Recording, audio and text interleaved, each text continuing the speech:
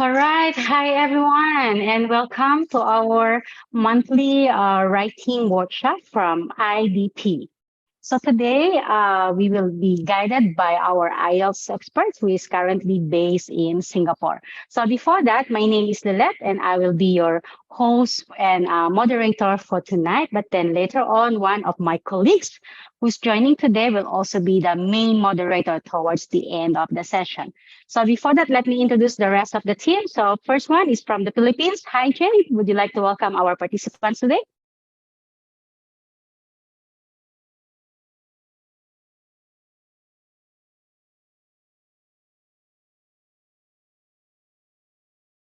I'm sorry, Jay, but I cannot hear you.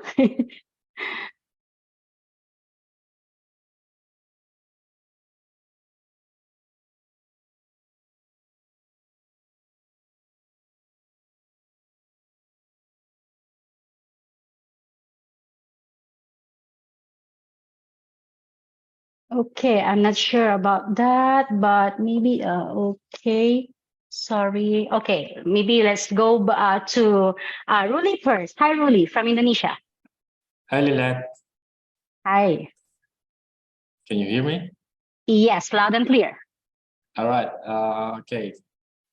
Hi, everyone. Welcome to the IDP-IELTS Writing webinar today, and I'll be your co-host to help you here to answer the question. If you have an difficulty experience using English, please feel free to write your question in Bahasa.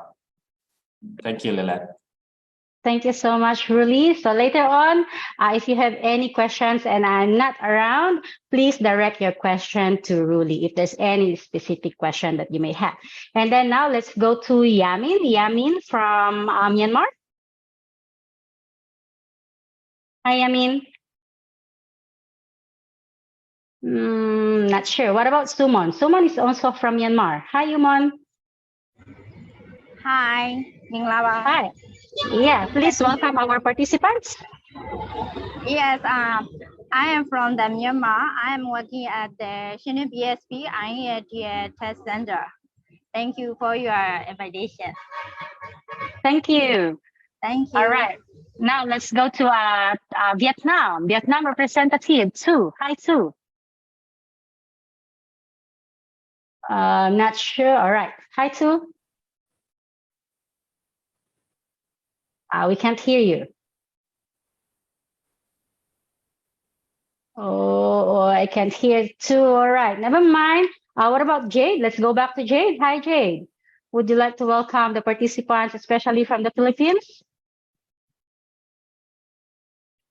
Oh, I think her mic is not working, but anyway, later on, maybe you will hear from the rest of the team.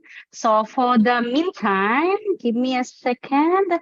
Let me just quickly guide you through with what will happen for today's session. So for those who have joined the masterclass last week, maybe you already know our IELTS expert today. But for the first time joiner, let me give like a very brief introduction about her. So she has been an IELTS teacher and trainer for more than a decade. And armed with an in-depth understanding of IELTS, she has helped hundreds of people from across Asia to prepare well for it. She enjoys sharing tips and strategies to help test takers like you guys and even us to reach the band scores that you need. All right. And before that, let me just remind you, if you have any question, please write it on the chat box or in the Q&A. And then for those who are joining us via Facebook Live, please write your questions or comments in the comment box, I think, and then later on we will read it out loud to our IELTS expert. All right, so we would like, please help me in welcoming back our IELTS expert. Hi, Jackie, welcome back. Thank you, Lilette. Hi, everybody. I'm not sure if some of you were here last week with our masterclass, and if you were, it's nice to be with you again. And if not, hi there, welcome, and it's nice to meet you virtually. And I always love doing these webinars because we're all connected across the region. So maybe that's the first thing. I just wanted to check, is our chat box working? Can you type in the chat box? I'm not sure, because usually I'll communicate with you in the chat box. Yay, I can see it is. Maybe you want to let me know where you are. I'm here in Singapore, so it's very wet here in Singapore. It's been pouring with rain. Don't know about Indonesia, Egypt. Goodness me, that's exotic. Also, Salim from Singapore, yeah. Indonesia, Turkey. Wow, that's great. It's very exciting. People from the Philippines. It's great to have you all here. Wow, we've got lots from the Philippines this evening. Welcome. Yeah, great. Rainy Singapore again. Oh, Malaysia. There we go. Someone from Malaysia. Lovely. So it's really nice to have you here this evening. And tonight we're going to tackle the test that most people are more concerned about. So that's the writing test. So tonight is all about the writing test. Any questions you may have, feel free to ask. So as Lilette said, I've been working with IELTS for quite a long time, and I'm pretty confident I can answer your questions. So yeah, when you have questions, feel free to put them in the chat. You can also put them in the Q&A box and our team will answer them. I have a better chance of seeing them in the chat. But don't worry as well, because at the end, we will answer any questions that we've missed, and we'll also have a live Q&A as well. Yeah, so I'm just wondering, just so I can get to know a little bit more about you, could we have the first poll? We've got, yeah, so I just want to find out a bit about your background. So whether you've taken IELTS before, what's the minimum score you need? Of course, everyone wants high as possible, but what's the minimum that you must get? Yeah. And another question that isn't here in the poll, but I'm wondering whether you're doing academic or general. Maybe you can let me know that in the chat as well. Academic, yeah, we've had a lot of academics recently. I see a few generals popping up there. Okay, great. Okay, but I do see a lot more academics. Okay, good, but that's fine, because tonight we'll talk about both. So don't worry, no matter which test you're doing, we'll talk about it. Now, the other question I wanted to ask you too is whether you're planning on taking computer delivered or paper-based tests. So I know in some places you don't have a choice. Yeah, I see a lot of computers. Okay, some papers. Good. I just want to get an overall idea. So basically the questions, the content is the same, no matter if it's computer or paper. It's just, you know, how you do it is different. Yeah, so let me end the poll here and let's have a look at the results. Where'd they go? Oh no, now I can't see the results. Oh, there they are. Okay, so all right, so most people haven't done it before, but some have. So if you have and there's something you're worried about, feel free to ask. The minimum score, yeah, so most people need a 7 to 8. That's the most common. We need quite a few with a 6 to 7, and a few need even higher. Wow, for the minimum. Okay, great. So that's good for me to understand. Excellent. So someone's saying that they got a 6.5 in writing, but maybe it was their handwriting. Actually, they don't mark you on your handwriting. So unless it's completely unreadable and they can't read it, then they'll be trying to guess, but you don't get marked down for your handwriting. If with the writing, I've got to tell you, the writing is the hardest one to get a higher score. Yeah. And you know, if you get a 6.5, maybe there's one aspect that you're not getting the 7 that you want, probably. So we'll talk about that. We'll talk about that very soon. Okay, so great. What about badly made erasures? It doesn't matter. Even if you cross words out, it doesn't matter. As long as it's legible, it's basically readable. Yeah, and they're used to reading all kinds of writing, so don't worry too much about that. Okay, so this writing test, so tell me how long is this test and how many things do you have to do in the test? How long is the test? Yes, it's an hour. And how many tasks? Yes, 2 tasks. So you have to do quite a lot within that hour. And it's slightly different for academic and for general. So yeah, so if you're doing academic, your task 1 will be to summarize something visual using words. And then your task 2 is an essay. Now, if you're doing the general test, your task 1 is easier. You're writing a letter, which I know is a bit unusual these days, but that's what you're doing. You're writing a letter, and then your task 2 is an essay as well. So the difference between general and academic in terms of the essay is just the topics are slightly different. So for academic, because they're testing your English for university, the topics are a bit more complex, slightly more complex. Yeah. And the topics for general are more straightforward. Yeah. Okay, so computer or paper, it's really the same. The main differences are you get your results faster when you do it on the computer. And you can usually do it more often, or sometimes every day of the week, depending on where you are. So people always ask me which one's better, which one's easier. So this one really depends on you and your skills. So if you're really comfortable on a computer, typing, using a mouse, reading on the screen, listening and typing your answer for the listening test, then computer should be fine. But if all of that completely freaks you out, then I wouldn't be doing computer if you have the option to do paper-based. Yeah. So it really depends on you. It's the same test. Okay, so yeah, let's think about the scoring. So when we do writing, so we talked about that this last week in the masterclass. Do you get pen and paper in computer tests? Yes, even if you're doing computer, you get a pencil and some rough paper you can make some little notes. Yes, even if you're doing computer-based. Yeah. Okay, so when the examiners read your writing, they only look at 4 things that they're considering, and that's how they mark you. So can you remember from the masterclass, if you were here, what those 4 things are? Because we have to keep thinking about these as we write. Can you remember any of them? Your lexis, yes. So lexis is your vocab. Yep, lexical resource, that's one. What else? So the words you use, the grammar. Yes, the grammar matters. Yeah, so being correct with your grammar. What else?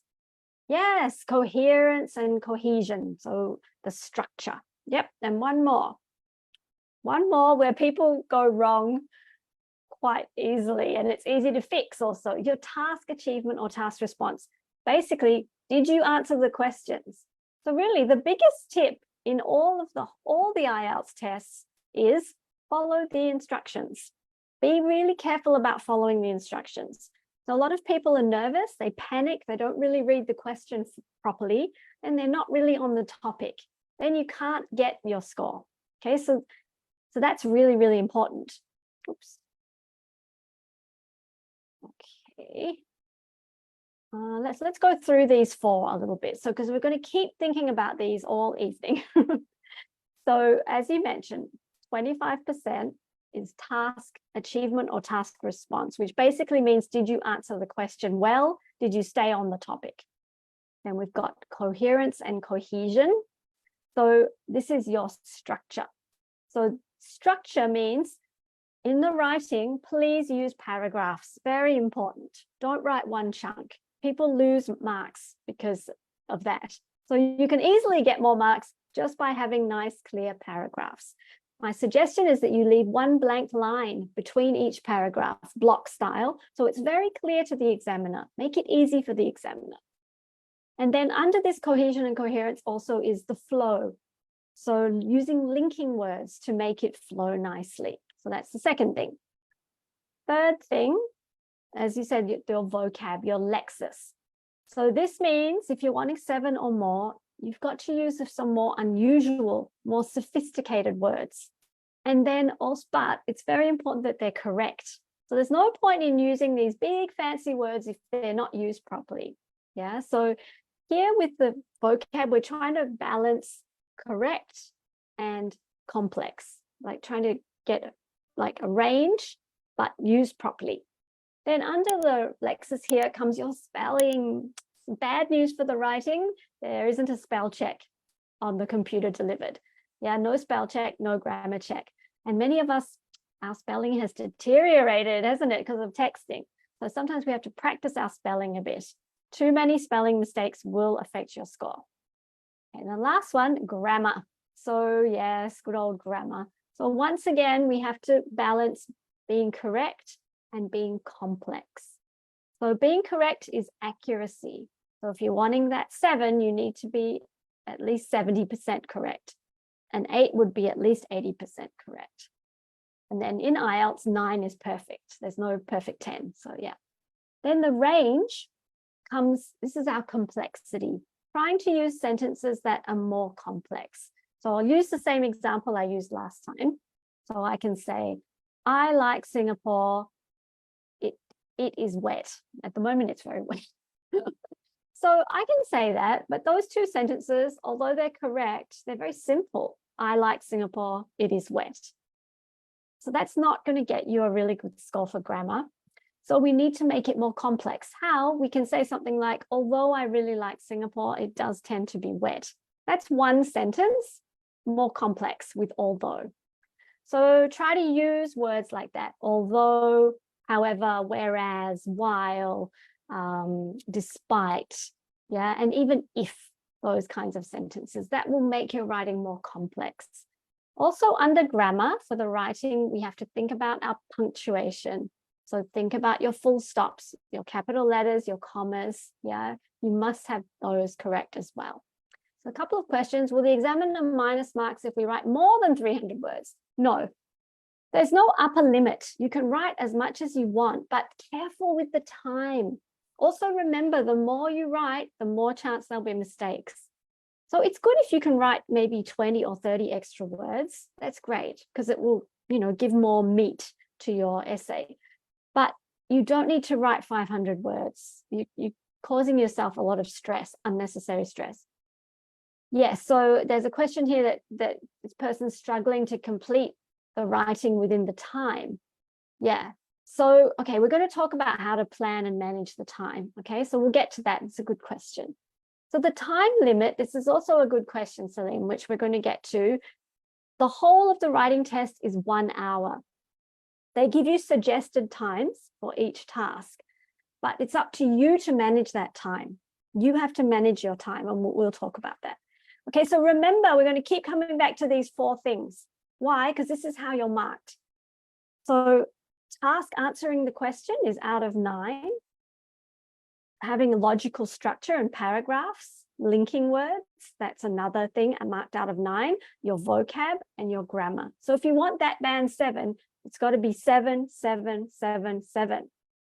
And then you get 7. This is why a lot of people get 6.5, because they might get 7, answered the question well. 7, the structure was good, paragraphs were good. Vocab was good, 7, but just too many grammar mistakes, 6. Then 7, 7, 7, 6. Take that average, you get 6.5. So you really have to know what you're good at and what you need to improve on. Okay, so let's move on. Now we understand the scoring. We're going to talk first about general writing. Okay, so we're not so many of us doing general, but we'll talk about this first. It'll take me about 15 minutes. So academic people, you can have a little break. So you can go get a snack, get a drink, chillax, and come back in about 15 minutes because you're going to need your energy for your task 1.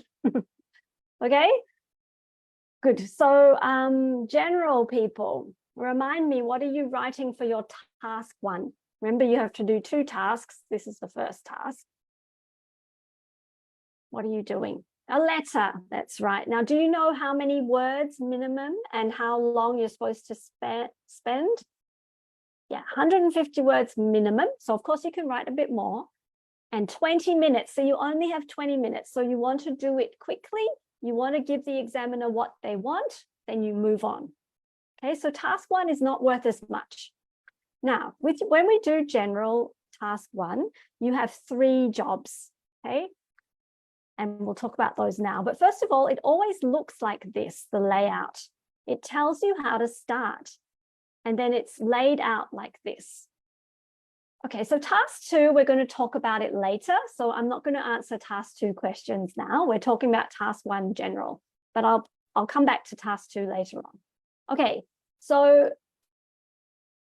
when you get your topic, it's laid out like this. So you have your description, what's going on, what you have to write about. So let's read that. There have been some problems with public transport in your area recently. So that's what we're writing about. Then they tell you what to do. Write a letter to the manager of the public transport company, and they tell you who to write to.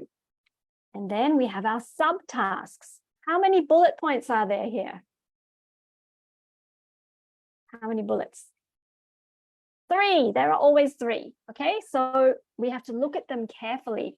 Describe the problems. Now be careful when you see an S here, because you can't just talk about one problem.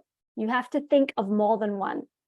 And this is the thing about the letter. You've got to use your imagination a little bit, but very important, you make it real, like real. Yeah. If you were here last week, this is the same one we looked at, but don't worry, we're going to look at some other ones as well. Yeah.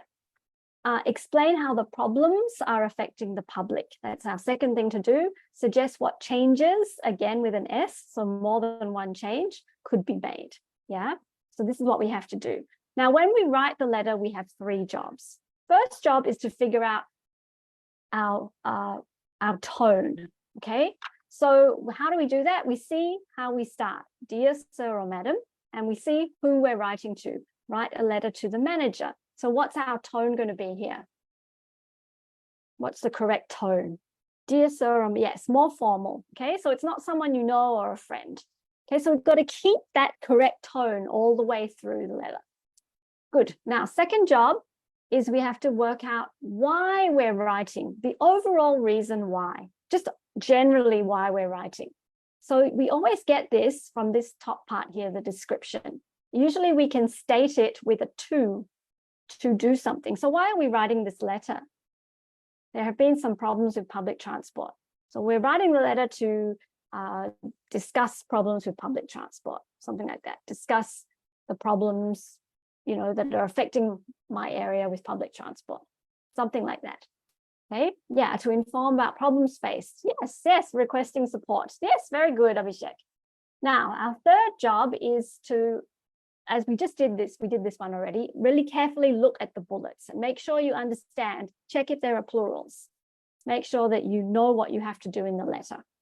Okay, so once we've done these 3 things, now we can start to write. Remember, we only have 20 minutes, so we need to, you know, move quite quickly.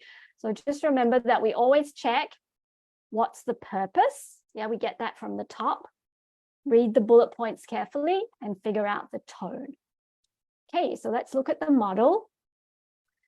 Dear sir or madam. So remember they told us to start dear sir or madam. Don't change it, just do what they tell you. Remember, following instructions is important. So dear sir or madam. Can I give you the biggest rejects? Yeah, I'll tell you what not to do. Don't worry, don't worry. There's no fail in IELTS though. It just means you don't get the band score that you want, but there's no fail. Okay, so dear sir or madam. So this is one thing, just start like they tell you to do. Don't change it, okay? So dear sir or madam. Now the first paragraph, we should put our purpose, why we're writing. Can you see that? I mean, it's stated with a to. Can you see it there? I am writing to draw your attention to recent problems. So that's quite nice language. Remember the vocab? We have to think of more interesting vocab. So I'm a resident of Newtown and I'm writing to draw your attention to recent problems with public transport in our suburb. So this is the first paragraph. It has the purpose. It's also nice to put a bit of background about you without saying your name. So I am a resident of Newtown. So it just gives the reader some context. Yeah. Okay, so that's paragraph 1, some background and the purpose. Next paragraph, we will look at bullet point 2, the problems. Remember, more than one problem. Notice that we introduce the problems with linking words. Linking words are really important in the writing, aren't they? Can you see the first linking word? Briefly. So this is where you have to use your imagination and use something that sounds real. Don't make up something silly like, you know, like, I don't know, there were little fairies on the bus and they were pulling my hair. Now, I mean, that's creative, but it's not right for IELTS. It should be real. Is that correct? No space provided to start the first paragraph. Oh, you mean here? I mean, you could put a space if you want to. It's no big deal, but you can tell that it's a new paragraph. It's fine. They're not so strict like that. In this context, should you use local neighborhoods? Yeah, it's up. Yeah, you just use your city is fine. That's probably the easiest. You don't have to imagine that you're in London or something. You just use your local area. So see here the linking word. Briefly, roadworks along Hill Road have led to long delays in bus services. So that's the first problem. Can you see the linking word to introduce the next problem? Furthermore, yeah. So it's really good to use linkers. It makes it clear. The new weekend bus timetable has dramatically reduced frequency of buses on Saturday mornings. So 2 problems. Good. Now, our next bullet point, we have to talk about the effect on the public, right? So notice that we've used a topic sentence here. It sort of tells you what the paragraph is going to be about. The effect of these actions becomes very obvious during peak hours on weekdays and busy shopping hours on Saturday mornings. There's a high level of public concern about the situation. So that's how it's affecting the public. Now there are more details. Public transport users in Hill Road find it now takes up to 20 minutes more to travel the length of the road as well. Linking word to introduce the second effect. Shoppers who travel by bus on Saturday mornings to shop in Newtown find it is not worth the trouble, leading to a drastic downturn in retail trade in the town. So that's the effect on both the shoppers and the shops as well. Now, can you notice? Yeah, you could say on top of that, it's no problem. On top of that is a little bit more informal, I would say, but it's okay. It's fine. Yeah, many different ways to say things. So there's some nice vocab in this paragraph. So remember, you have to think about using more unusual and correct vocabulary. Can you spot some nice phrases in this paragraph? There are a few, particularly in the second last line, there's a very nice one. But it still sounds natural. It still sounds correct. Not worth the trouble. That's nice. Also drastic downturn. Oh, that's quite impressive. But it sounds real. It sounds natural and correct. Okay. Now, third paragraph, the suggestions, right? More than one, right? So may I suggest that buses be rerouted along Great East Road until roadworks on Hill Road are complete? That's one suggestion. Can you see the linker? You could use in addition. Yep, you can use in addition. That's fine. In addition is a tiny bit old-fashioned, but it's okay. It's fine. Yeah. I would also see a linking word to introduce the next suggestion. I would also recommend a return to the old weekend bus timetable. I'm sure these steps would be warmly welcomed by both users of public transport and local shopkeepers. So that's the paragraph about the suggestions. Then the last paragraph, we just point to the next step. What should happen next? I look forward to hearing from you regarding my suggestions. Then don't forget to sign off because it's a letter. So the sign off should match the opening. So dear sir or madam, yours faithfully. They're the two that go together. And then don't forget your name because it's a letter. Yeah, so that's really how you do the letter. It usually has 5 paragraphs like this. So it's, most people can do it quite easily within the 20 minutes. Yeah, so if you forget a bullet point, like you just forgot about the suggestions, you forgot to include that, that is bad news, okay? So you'll get, for your task achievement part, that one of the 4, you'll get band 4, very low. So make sure you cover all the bullet points. You don't need to put contact details. I mean, you can if you want to. You can say you can contact me at this address. If you want to put that, that's fine as well. Gives you more words. Yep, sure, you can do that, Maria. No problem. And then be really careful with the tone. Make sure the tone is the same all the way through. Yeah, so dear sir or madam, yours faithfully, I write to draw your attention. Furthermore, so more formal language here. Okay. And if your tone is variable, like it's not consistent all the way through, then you get band 5 for task achievement. So be really careful with the tone. Okay, so we just always do this with the letter.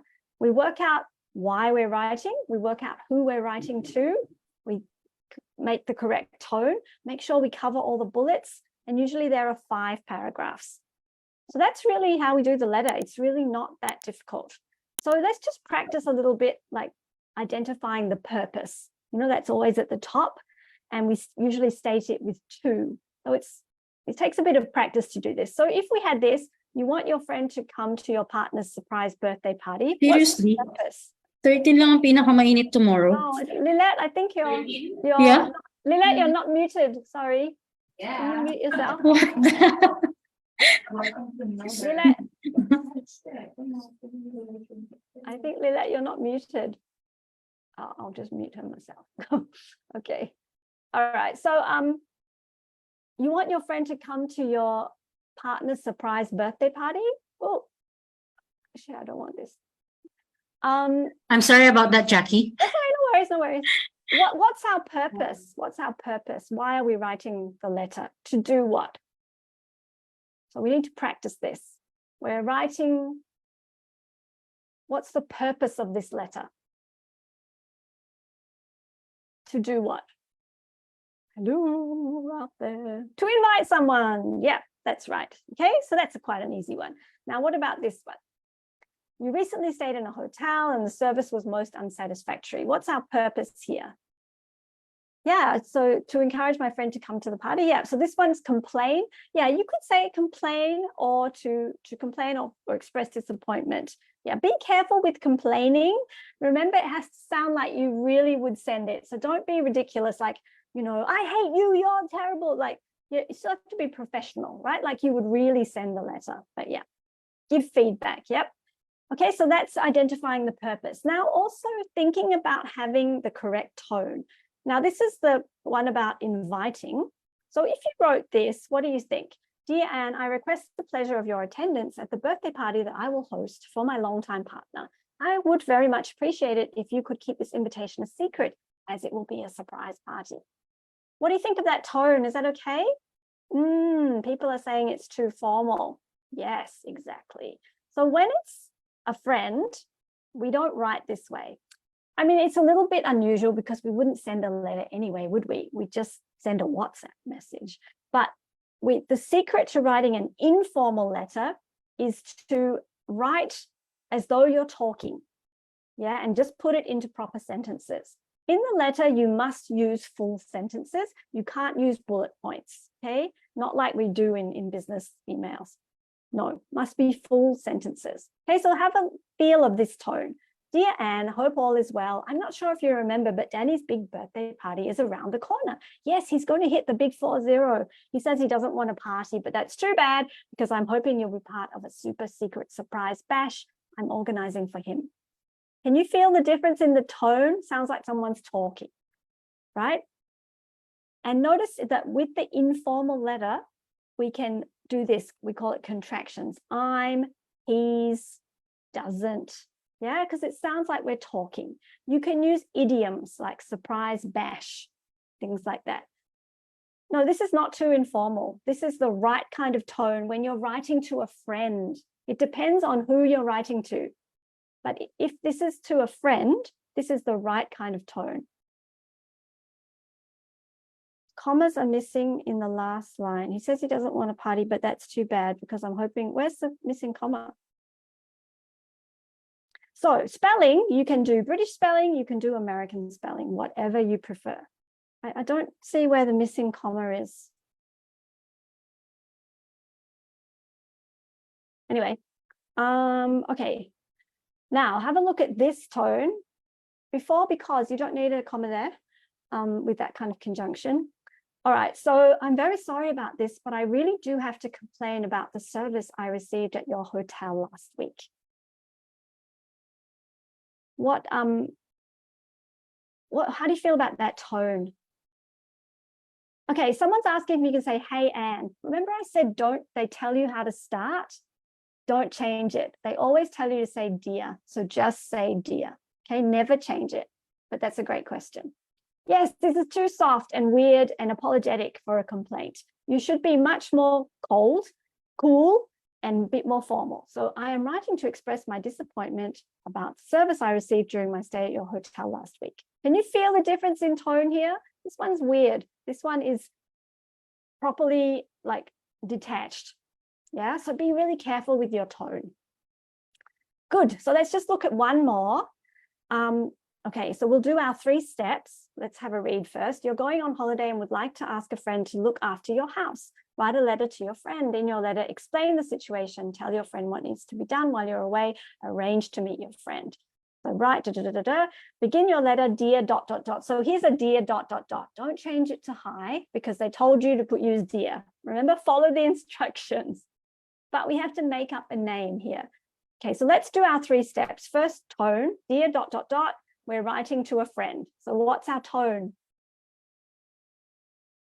Our tone will be informal. Yep. Okay, good. So dear ... we just make up a name, right? Dear Susie. But make sure it's not dear Mrs. Smith because it's our friend, right? Now, purpose. You're going on a holiday and would like to ask a friend to look after your house. So what's our overall purpose? Why are we writing? To ask for help. Yep, to ask for a favor. Exactly. Yes, Marie, there is a word count for computer-based writing. There is a word count. And I'll tell the paper-based about how to count words later on. Okay. Now, third thing, let's look at our bullets. Explain the situation, tell your friend what needs to be done, arrange to meet your friend. So that's quite straightforward. All right, so let's have a look at the model. So dear Jane, yeah, starting just as they said. Okay, so be careful. We have to ask for a favor. That's our purpose. But if I say, dear Jane, I'm writing to ask you for a favor. How does that sound? Does that sound natural? Like you'd really do that with a friend? No, right? It sounds weird and it sounds very blunt. So when it's a friend, we have to work up to the purpose in a more natural way. Okay, so dear Jane, how is everything? I hope you're having a great week. As you know, I'm heading off to England on holiday next Monday for 3 glorious weeks. I'm wondering if you might be free to do me a huge favor while I'm away. You see, I'm building up to it. I'd be super grateful if you could look after the house. I really need to get away because I haven't had a break for almost a year. Can you see that? It also gives more words. Yeah, but the tone now sounds natural. Like when we ask friends for favors or when we get the purpose out with a friend, you have to can't be so direct.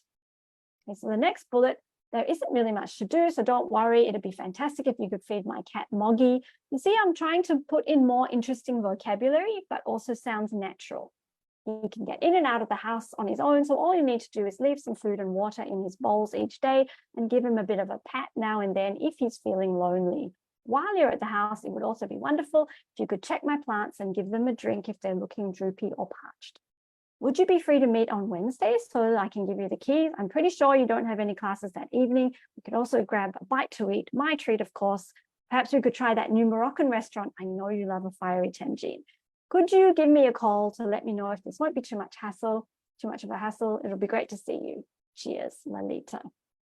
Okay, so let's kind of go through it. So can you see that each paragraph and looking at each bullet is roughly the same? You should not have a lot on one bullet and just a bit on one. It should be kind of equal. Now, notice the opening and the closing match. So cheers is one way you can close with a friend. You can also say bye for now, lots of love, see you soon. Any of those are totally fine. Yeah. No, you don't count words in the paper base. Don't waste your time doing that. Okay, I'll tell you what to do later on. Okay, so yeah, and notice these contractions, your, I'm, but full sentences. Some more interesting vocab like droopy and parched, trying to work that in. Some more complex sentences like using while, using so, could. Yeah, all of these are more complex grammar. Okay, so really doing the letter is not that difficult. You're very lucky. Yes, let's just review some of the points. So go through those steps, work out the tone, the purpose, analyze the 3 bullets. It's usually 5 paragraphs. So check the bullets like problems. That means you have to think of more than one problem. The purpose should be in the first paragraph, also with a bit of background. You need paragraphs in your letter, usually 5. The last paragraph, we point to the next step, so point to the future. Make sure your tone is correct. So work out who you're writing to and how you start. That will give you the tone, and make sure the tone stays the same. Try not to copy the words from the topic too much. If you can use synonyms, that's really good. Think of words that mean the same thing.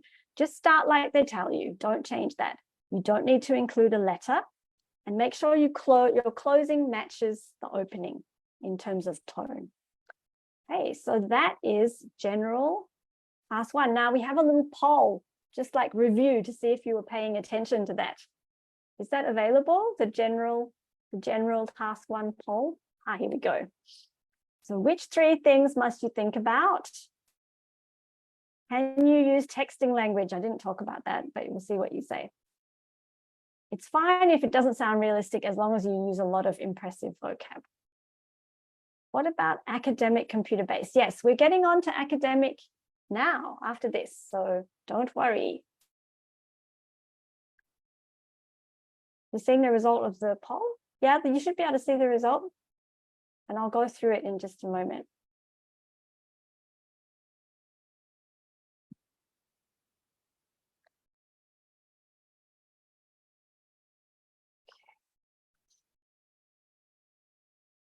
Okay, so which 3 things should you think about?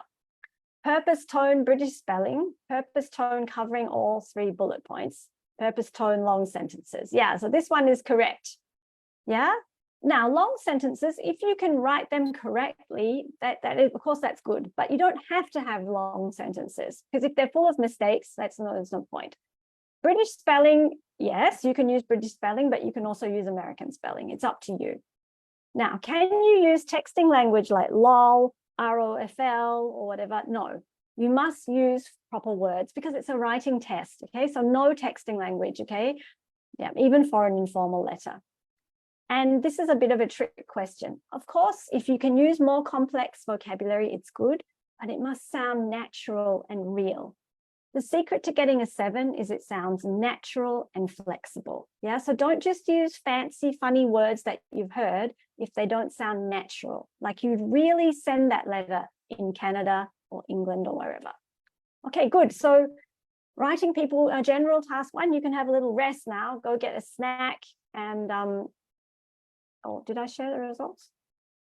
Yeah. Okay, I'm just going to stop it. Yeah. So yes, so have a little rest. We're going to talk academic task 1 now. Yeah, can you mix American and British? If you want to, you can. It's a bit strange, but you won't lose marks. Yeah. All right, so academic task 1, what are you doing? So general people, please come back in about 20 minutes, maybe 15, 20 minutes, because we'll talk about the essay and that's more important. Okay, but have a little break now. Okay, academic task 1, please remind me, what are you doing for your academic task 1 and how many words and how long should you spend? Are you here, academic people? It's 20 minutes, that's right. What was that question about? Can we see the first part of the general task 1 advice? I'll show you at the end because I really need to get on and because we've got a lot to cover, but I'll show you at the end. Okay. Okay, yes, describing something. You have to describe something in words for academic. That's right. 150 words minimum. That's right. That's minimum, so you can write more. Good. Okay, so let's get into this.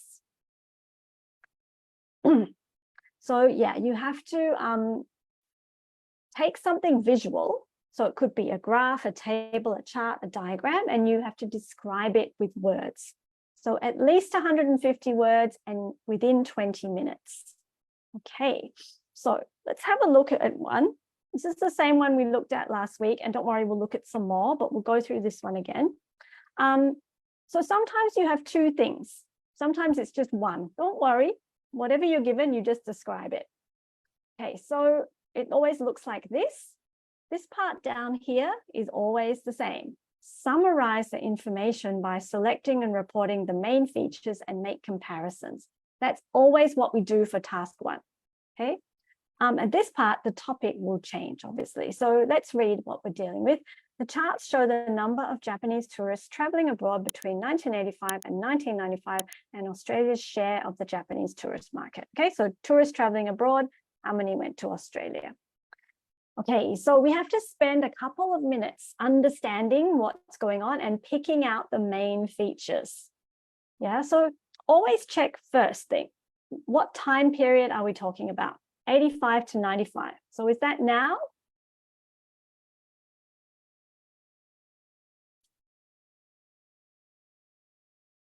Is that now? No, right? This is past. Yeah, so always check what time period we're talking about. Sometimes it's present and future, it depends. Okay, now we need to spend a couple of minutes like picking out the main features and understanding what's going on. So I usually ask myself some questions, okay? So first thing I do when it's a graph is I check the vertical. What are we dealing with here? Careful, because it's millions. It's not 246, it's 6 million. So be careful. And here I look, here it's years. Okay, so overall, my first question, overall, is the trend up or is the trend down? What overall, up or down? So always check that. Is it overall up or overall down? It's overall up. Okay, good. Now we look at certain points that are important. So always look at the start. Where are we at the start? A good word to use in Task 1 academic is approximately. It's a good friend to you. So approximately how many million Japanese people went overseas? About 5 million, right? Approximately 5 million at the start. Now we always look at the end. It's not 5 though, is it, Aisha? It's 5 million. So be careful. Yeah, because if you wrote 5, that would affect your score. So 1995, what are we up to? How many million people went overseas?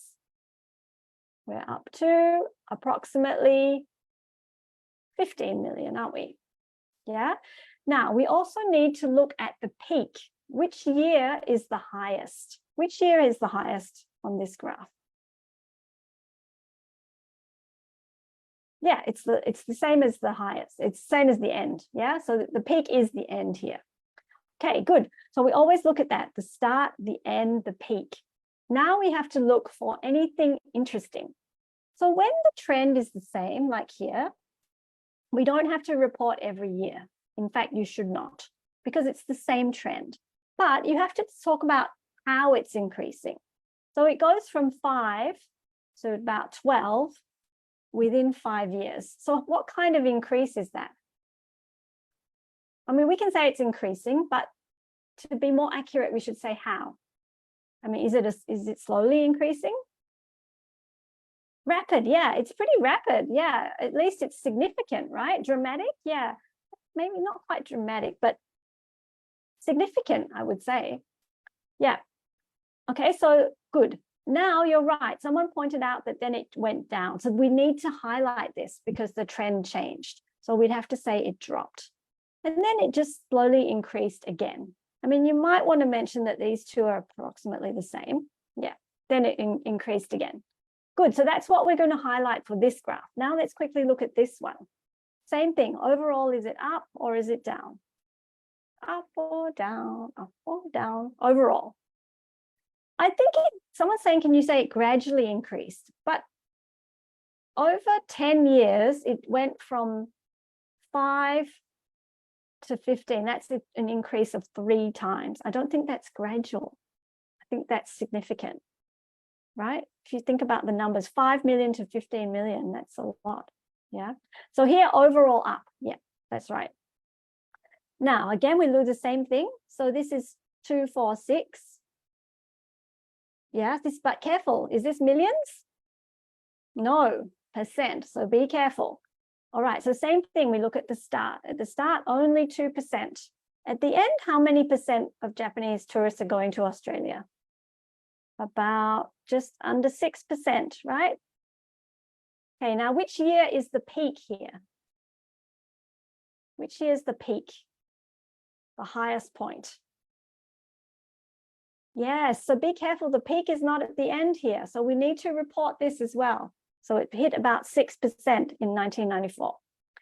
Any other year that we're going to need to report on where the trend changed? Yeah, we're going to want to mention this where it dropped down. Yeah, good. So you need to always do this, highlight the key features. Okay, now we need to get writing because we've only got 20 minutes, right? So we need to get on and write. So we have to think about three things when we write. We need the introduction. We need to describe everything with lots of data so that the examiner could read your report and he or she could then just draw it from reading. That's ideally what you want to do. And then you must have this thing called an overview, which we'll talk about now. Okay, introduction, the fastest way, because you've only got 20 minutes, just rewrite. So just paraphrase. So what that means is you just change the words. Don't copy this topic because that's not your words. So notice here, the charts, the chart and graph, show, compare the number of Japanese tourists traveling abroad, the number of Japanese who spent their holidays overseas. So we literally just change the words, okay? That's the fastest way to do the introduction. All right, so the next paragraph after the introduction is what we call the overview. Now I'll just read it to you. Overall, despite the relatively small proportion of Japanese tourists coming to Australia, the Japanese tourist market corresponded closely with the growth in Japanese tourism overseas generally, with a trebling of both in the 10-year period. Okay, so we just describe what's happening in these two graphs in one paragraph. Can you see any actual data? You know, like 10%, 5% or whatever, 10 million? No, right? We cannot see any data. So that's right. The overview should not have any data. Yeah, just the overall trends. Okay, so the overview has no actual data. It just describes everything in one paragraph. Okay, there's a question about getting a speaking partner, speaking training. I'll talk about that a little bit at the end as well, because yeah, when this is not really about speaking, this is like writing workshop, but I'll talk a bit about that later. Okay, so next we've done the introduction and the overview. Now we need to describe the data with lots of numbers so that the examiner could kind of draw it from reading what you wrote.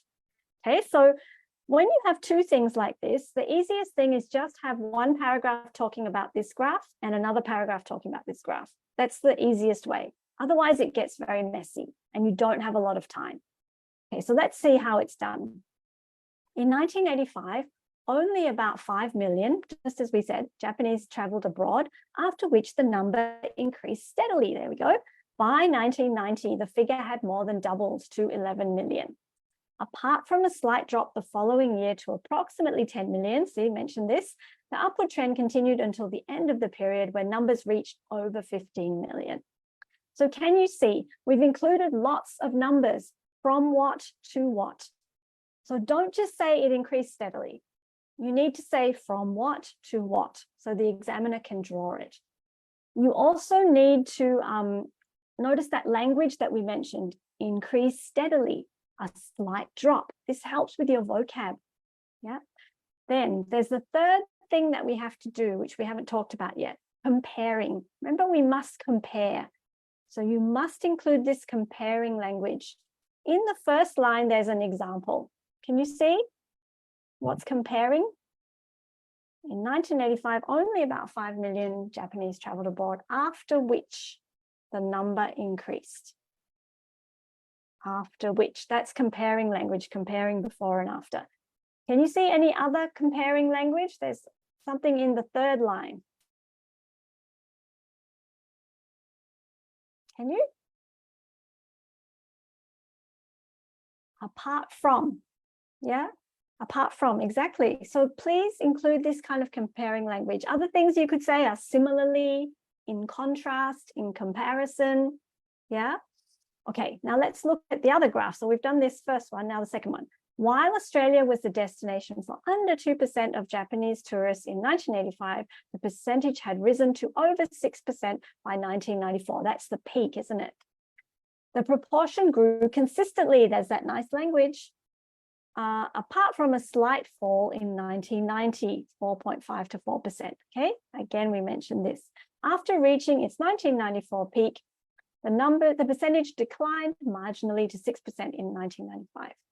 Okay, so we've mentioned all the important things again. And notice the language, slight fall, declined marginally, grew consistently. Good vocab. And the comparing. Can you spot the comparing words? The first word is a comparing word. While this, then that. And then apart from again. Yeah, so that's how you do it. Now you don't need a conclusion. You can just finish like that. Let's look at the whole thing. So remember the introduction, we just rewrite the topic. Then the overview is here, no numbers, just the general trends in one sentence. Then we describe the first graph, lots of numbers, including all the main trends and comparing, and then the second graph. So that's really how we do task 1 academic. Now the issue is sometimes you don't have a graph. Yeah, sometimes it's this. Yeah, sometimes it's a table, sometimes it's a pie chart. So let's have a look at a table.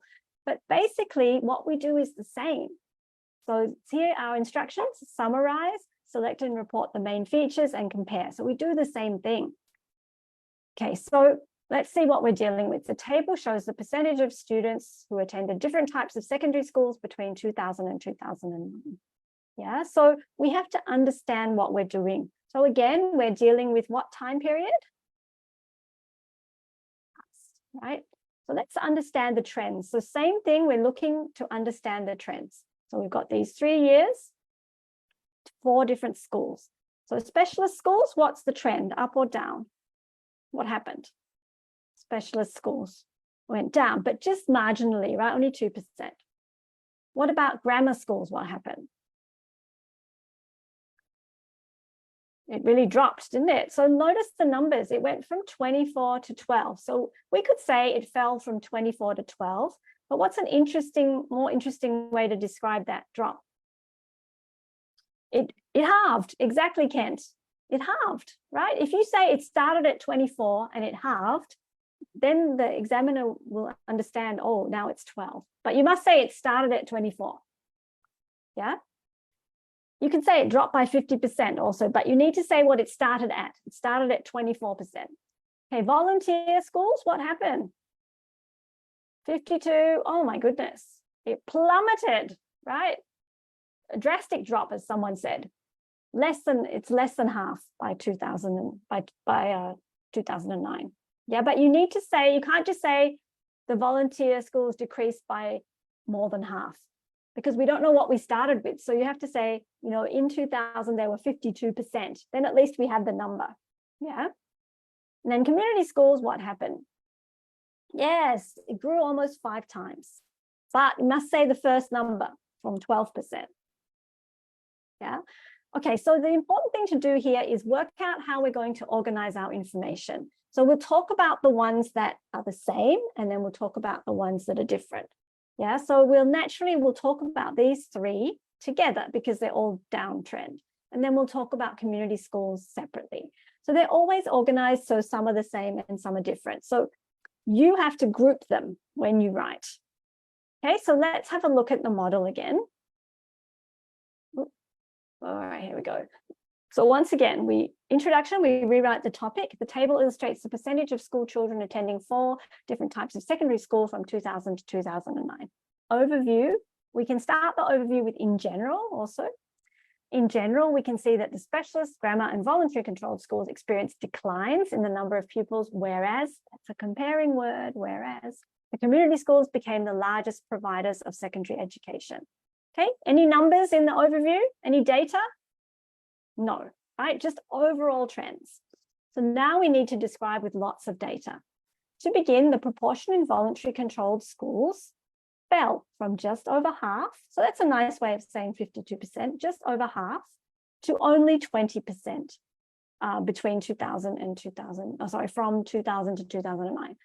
Comparing word, similarly, the relative number of children in grammar schools, which was just under 1/4, that's quite an interesting way of describing that, dropped by half in the same period. But we know what the first number is, right? We know it was just under 1/4. As for the specialist schools, the relatively small percentage of pupils attending this type of school, which was 12%, also fell, though not significantly, at just 2%. Okay, now, comparing word, however, while the other 3 types of schools declined in importance, the opposite was true in the case of community schools. In fact, while only a small minority of 12% were educated in these schools in 2000, the figure increased to well over half of the pupils in the following 9 years. Okay, so it's getting the hang of it, right? We describe everything with lots of numbers with comparing words. So 176 words is quite a good length. Yeah, just a few extra words, but doesn't have to. You can make it 150, and that's the minimum. Now, sometimes we get this. This is a process. So people panic when they get the process, but actually, if you ask me, it's easier. The thing about the process, though, is that you have to describe everything. It's not like the graph. You must mention every single thing that happens. The other challenge with the process is it goes step by step by step. So try not to be boring. Like some people say, and then this happened, and then this happened, and then that's very repetitive. So can you think of different ways to say and then? Like, for example, you can say, oh, following this, yes, there's a word count on the computer. Afterwards, yep, the next step, subsequently, okay, try to use a range of words to show the sequence. And the sequence words are your comparing words, actually, because, you know, before and after. All right, so how do you do it? So you just read what's happening. The diagram below shows the process by which bricks are manufactured. Then we need to spend a minute or two understanding what's going on because we have to write about everything. Okay, so we have a digger digging up clay. Then the clay goes onto this grid, shaken through this metal grid onto a roller. Sand and water are added, and then two options. Wire cutter cuts it into bricks, or it goes into a mold and bricks are made. Then the bricks go into the drying oven, 24 to 48 hours. How could we say that in a different way, more interesting? 1 to 2 days, right? Yeah. Then there's the kiln and the cooling chamber, and then the temperature here. Okay, so we've got to mention everything. Then there's packaging and delivery. One tip is that instead of just saying, then there is packaging, try to change the form of the word. So the bricks are packaged. That's more interesting. The bricks are delivered. Yeah. Now, how do you do the overview? That's what people always ask. It's very easy. You just say overall, and you count how many steps. So 1, 2, 3, 4, 5, 6, 7. And then you can use approximately again. There are approximately 7 steps in this process, beginning with digging. So you start what's at the start and what's at the end. You can divide it into stages. So you can say, you know, the process involves preparing the materials, forming the bricks, and then delivery or something like that. Yeah. Okay, so let's have a quick look at the model.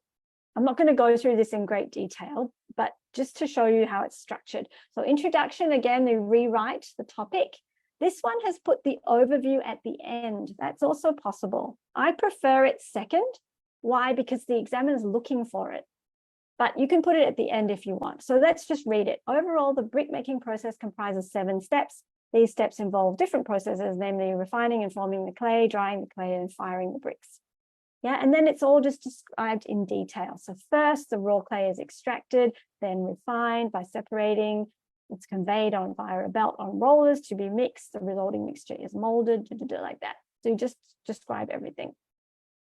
Okay, so good. So let's just go through some tips for Task 1 Academic. So you've got to have at least 150 words, but of course you can have some more. Please have that overview, no data, just the 1 or 2 sentences describing the main trends. Pull out the important information and describe with lots of numbers as for a graph so that the examiner could draw it. If it's a process, you have to mention everything. Yeah.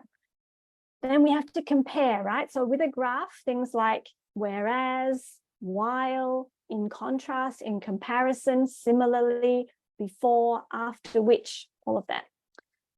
Then the linking words actually come from your comparing words usually.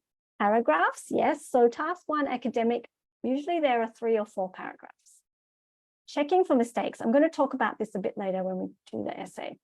Yeah, so things that people forget when they do Task 1 Academic, they forget the numbers. They just say, oh, it increased, it decreased. You must say from what to what. Yeah, sometimes they try to interpret. So they'll say, oh, people are not going to grammar schools because they hate grammar. or something. You know, people are not, as Japanese people want to go to Japan because want to go to Australia because they want to cuddle a koala. No, no, no, no, no. Never interpret. We just describe what we see. That's it. Just describe. Okay. Now with the graph, remember, you don't have to describe everything, just where the trends change. But the process, yes, describe everything. And you must have that overview. You must have the overview with no data. Okay, so that's task 1 academic. We don't have a poll for task 1 academic, so you're off the hook. All right. Let's see, a couple of questions.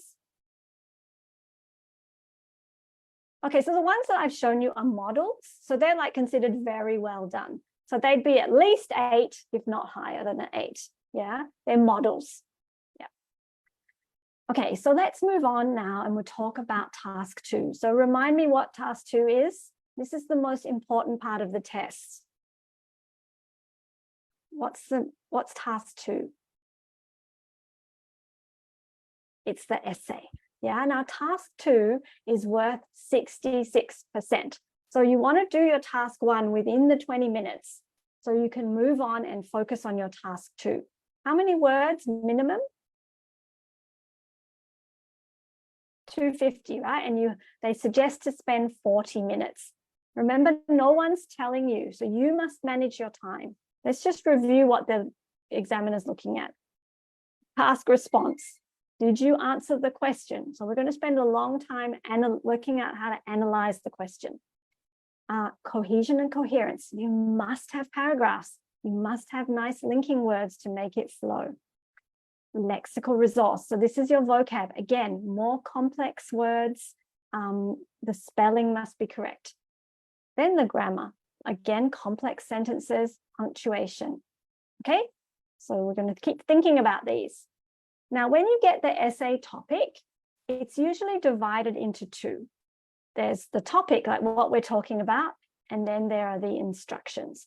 The topics will change, but there are certain things that are very popular. Does anyone know what the common essay topics are? You can put in the chat. There's things like education, transport, environment, technology, health, what else? Entertainment, pollution, that's like environment, social issues like aging population, things like that. Music, sometimes it's about music, that would come under arts. Yep, sport sometimes. Never politics, never religion. And they're never that specific. The topics are designed so that anyone from any country should be able to answer. And of course, never politics or religion. Okay, so they're the kind of main topics that come up a lot. And then we have our instructions, what we have to do. And it's really, really, really important that you follow the instructions. Okay, so let's look at an example. So here we have our topic. International tourism has brought enormous benefit to many places. At the same time, there is a concern about its impact on local inhabitants and the environment. Okay, so that's our topic. International tourism is kind of good, it's kind of bad, right? Now our instructions. Oops. Do the disadvantages of international tourism outweigh the advantages? So this is what we have to do in this essay. Talk about whether the disadvantages, there are more disadvantages than advantages. That's what we have to talk about. Are there? Okay, that's what we have to do. All right, so let's look at another topic. So notice, you'll get to see that they're always set out like this. So this is our topic. In many countries, very few young people follow the news. Okay, media. Media is another popular kind of topic. In many countries, very few young people follow the news. What do you think are the causes of this? What can you suggest to encourage more young people to follow the news? Okay, so these are our instructions. How many things do we have to do in this essay? 2, right? What are the causes? What can we suggest? Okay, so it's always set out like this, the topic and our instructions or questions. Is it possible to use your writing time, 25 minutes on task 1 and 35 minutes on task 2? It's really up to you. But I wouldn't do it that way because task 2 is worth a lot more. So if you can do your task 1 in 15 minutes and do it properly, sure, move on to task 2, but don't spend too long on task 1. Task 1 is not worth as much. Yeah, okay. Right, for every essay, it's the same instructions. Give reasons and include examples. And your examples can come from your own knowledge or experience. And this is why that we say for the essay and for your speaking, actually, please start following the news. Just so you have, it's not that you have to remember all the numbers and statistics, no. Just so you know what's going on in the world. Like, for example, if you follow the news, you know that there are certain, I don't know, certain events that are happening, certain weather events or certain climate talks or whatever. And you can use those things as examples. Yeah. Okay, so reasons and examples are always what we do in the essay. Artemis 1 was launched today. Oh, what's that? Is that something, is that like a space shuttle? I don't know. I haven't checked today. What's that? I'm very curious.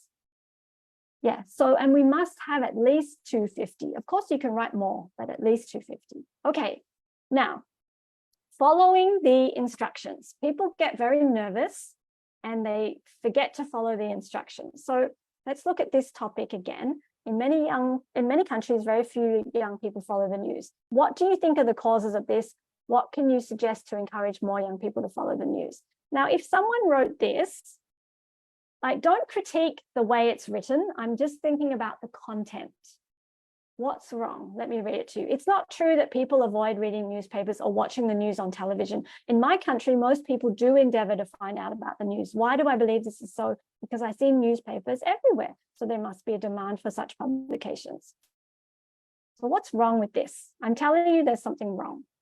So Abhishek said it's opposite of the topic of the essay. Yes, you're onto something there. Yes, they're not explaining the causes. They're denying the topic. Exactly, very good. Did they ask you up here, do you agree or disagree? Is that there? What's your opinion? No. So in this kind of essay topic, if you have these questions, don't put your opinion. They didn't ask you. Yeah, so please just follow the instructions. Otherwise, you will lose marks. Some essays, they do ask you for your opinion. They literally ask you, do you agree or disagree? Then it's fine. You have to give your opinion. But this one is not. Ant-Man rocket. Oh, so exciting. That's cool. So if it was, so Paulo, if your topic was about like space exploration or like technology or something, maybe you could use that as an example. See? Anyway, sorry. Coming back to this, be really careful. Just answer the questions, okay?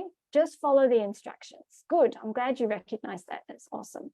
Now, I love this slide. It's my favorite. I took this from a video, actually, one of the IDP videos. Now, remember that the instructions, there's the topic and the instructions. The good news is the instructions here, they actually help us with our structure. Remember that we have to have nice, clear paragraphs. So these instructions kind of give us our paragraphs. And you don't have to do it exactly like this, but it's very important that the paragraphing is really clear.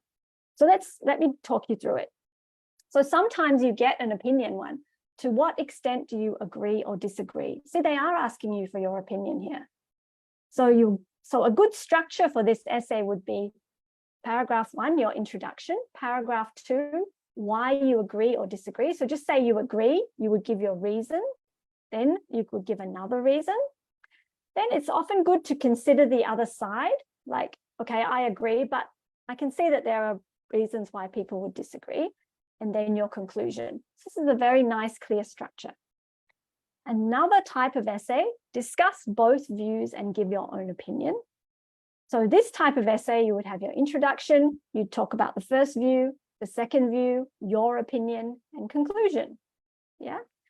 Then this one's a bit like the one we just saw about the news. Why? Like the causes. Why is it so? Give reasons for this and solutions. So this is like suggestions.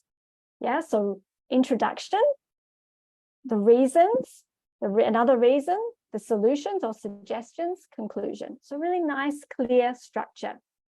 And here's that one we just saw about the disadvantages of international tourism outweigh the advantages.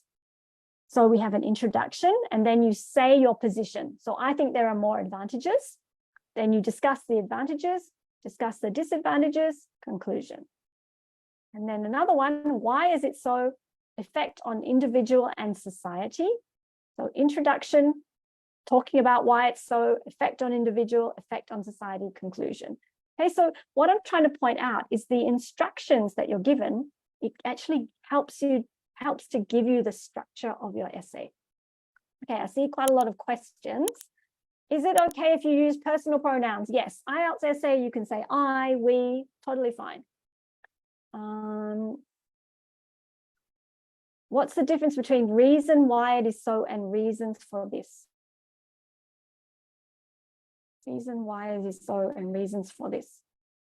Well, one is singular and one is plural. I don't really know what you're asking, Joshua, sorry. The reason why it is so. I'm sorry, maybe rephrase your question because I don't quite understand. In advantages and disadvantages, can choose either advantages or so you don't want to consider the other side, but it told you, does it outweigh? So when it's something like outweigh, you need to talk about both. Yeah, but you need to say which one is stronger. So you actually do need to talk about both. Even if one, you just talk about it a little bit. Okay, so let's look at some of these essay types, because these types of essays, the topic changes, but the type is used a lot. Particularly this type is very common for both academic and general. Discuss both these views and give your own opinion. Yeah, this is a very common essay in IELTS, essay type. So how many things do you have to do in this type of essay? How many things do you have to do in this one? 3, yeah, Griselda, yeah, 3, that's right. So we talk about view 1, view 2, and give our opinion. But now we have to look at what the topic is. We haven't looked at that yet. Some people think that wild animals should not be kept in zoos. Others believe that there are good reasons for having zoos. Okay, so first we talk about view 1. People think wild animals should not be kept in zoos. So I understand for myself. I always try to rephrase it so I get it. So it means like wild animals not in zoos. Okay, that's view 1. Then view 2. Oh, wow, people are giving me the structure. So good. Others believe that there are good reasons for having zoos. Yeah, so view 2 is that no, zoos can be important. But what's the third thing we have to do? Our opinion. So we have to think of what we actually think and the reasons. And sometimes it can be a mixture of both. Okay, so let's think about the structure.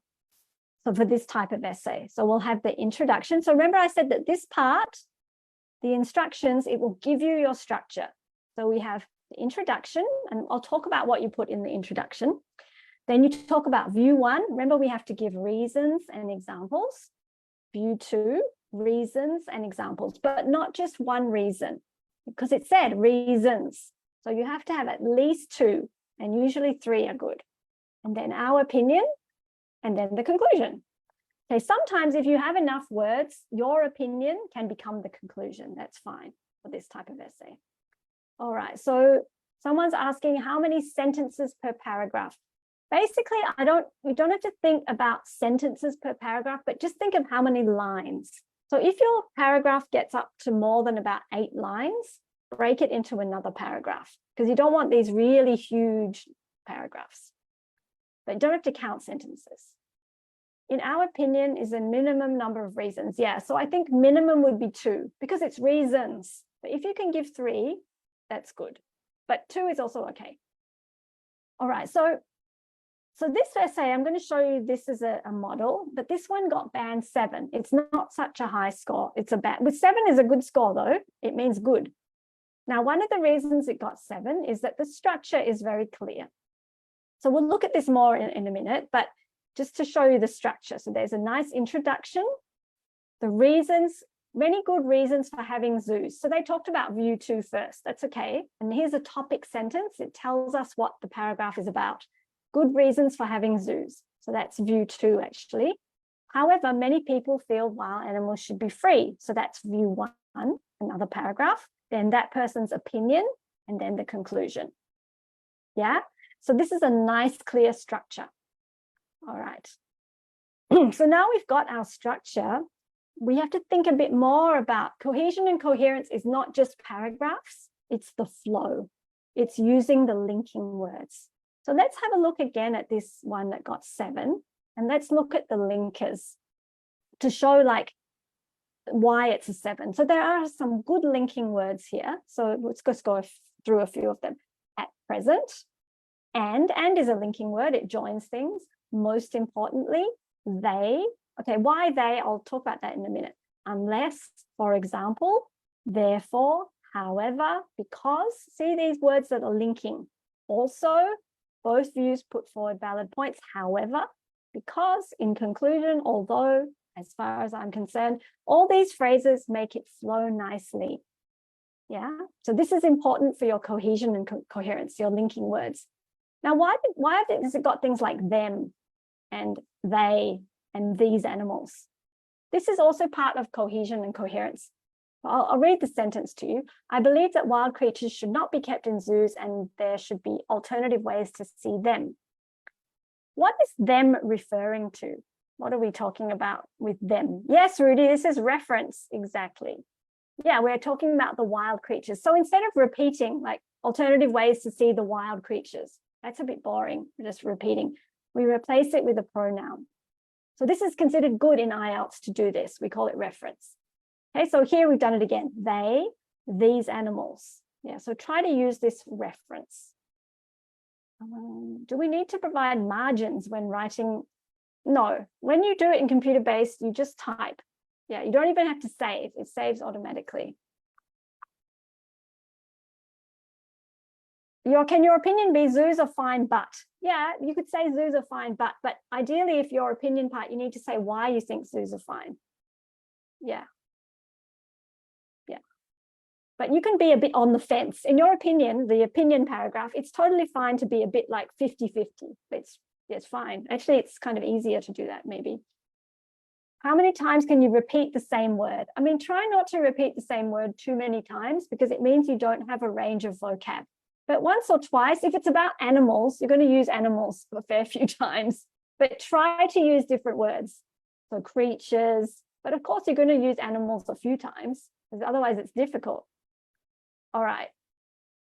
Yeah, we'll talk about thesis statement in a minute. I don't know what do you mean by thesis statement? Actually, I'm not sure what you mean by that. There's a thesis, there's each paragraph has a topic sentence. I don't know what you mean by thesis statement. Can you tell me what it means? Is it recommended to have a strong opinion or be on the fence? You know, it doesn't matter in IELTS. You don't have to have a strong opinion. If you don't, just be true to what you have. And sometimes for the, discuss both views and give your own opinion. Sometimes the opinion paragraph, it's kind of easier to be on the fence because you say, oh, a bit here and there. But if you just be true, it's fine. It's not like that. Yeah. You don't have to have a strong opinion unless you really do have one. Okay, so let's look at a different type of essay now. So some people say that living in the house is much better than living in an apartment. To what extent do you agree or disagree with this statement? Okay, this is another type, but also asking for your opinion. Yeah. Now, when you see this word extent, that's important. It's usually an academic, but, just in case it comes up in general. Extent means along a spectrum. Okay, so you have to say how much. Do you strongly agree? Do you partially agree? Do you mostly agree? Do you strongly disagree? It's not just agree, disagree. Okay, so you've got to say how much when you see this word extent. So I'm going to ask you. So some people say living in a house is much better than living in an apartment. What do you think? What's your opinion? Do you mostly agree? Do you strongly agree? Do you strongly disagree?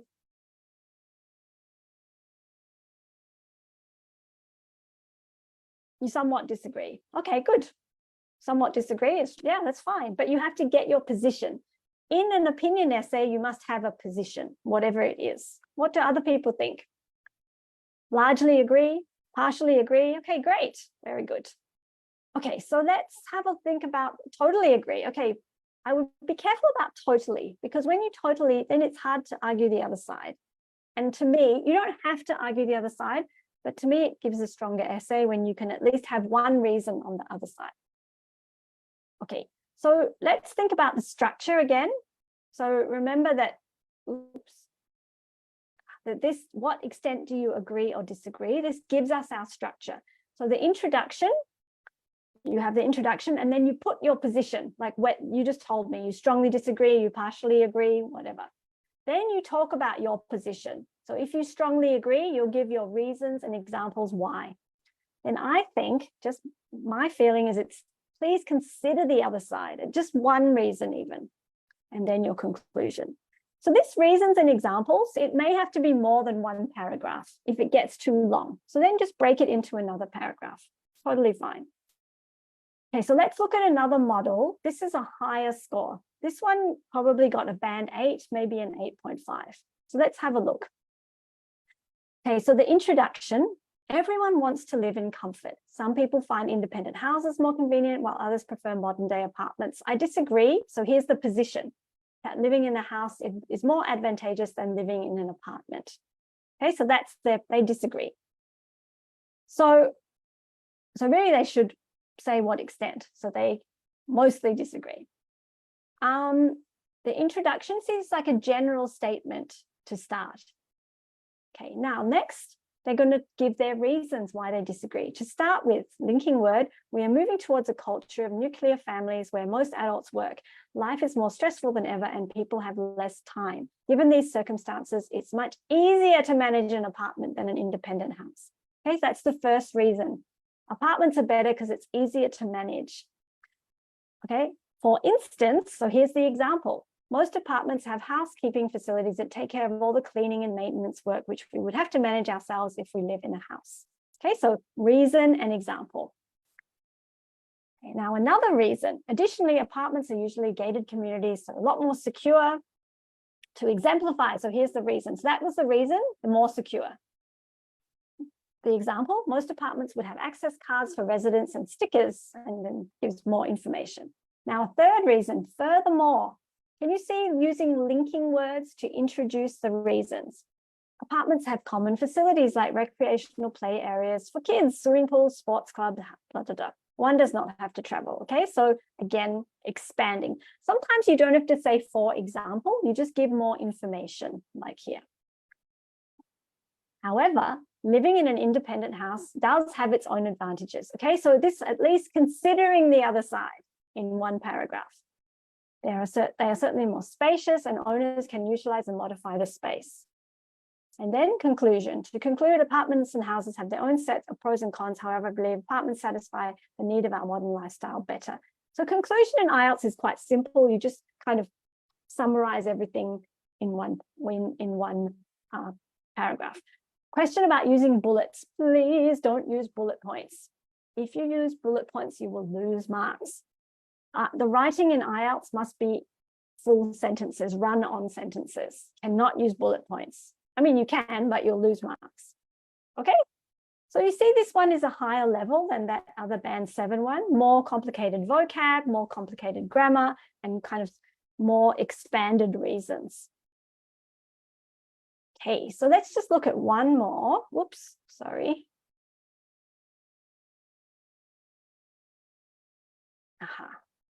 Every year, thousands of students go overseas to study. Although many benefit from the experience, others go home disappointed.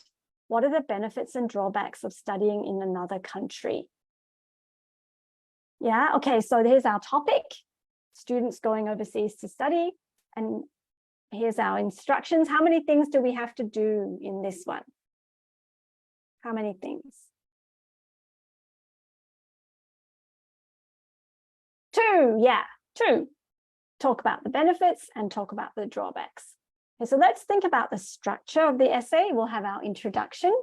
We'll talk about the benefits and give reasons and examples. Exactly, Aliana, you're very good. We'll talk about the drawbacks, give reasons and examples, and our conclusion. How do you differentiate body paragraph when we partially agree and totally disagree? Well, totally disagree, you won't have any other side, will you? So your reasons, you'll just have, if you're just doing it like that, you could put each reason in a separate paragraph, as long as it's long enough. A paragraph should be about 3 to 4 lines minimum. Yeah. So partially agree, you just have more. Partially agree, you have a couple.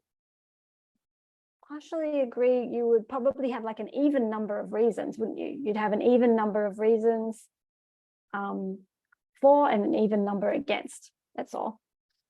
Yeah. Okay, so let's look. Okay, so once we've got our structure, I really encourage you to do this next step, which we haven't talked about yet. That is, think of your reasons before you write. A lot of people, they're like nervous, worried about the time. They're just like, oh, I'll think of the reasons as I'm writing. Then people tend to repeat the same reason and it affects your score. So try to spend about 2 minutes brainstorming. Even if you do computer, you have pencil and paper to think of your reasons. Okay, so let's try it now. What are the benefits of studying in another country? Can you put them in the chat?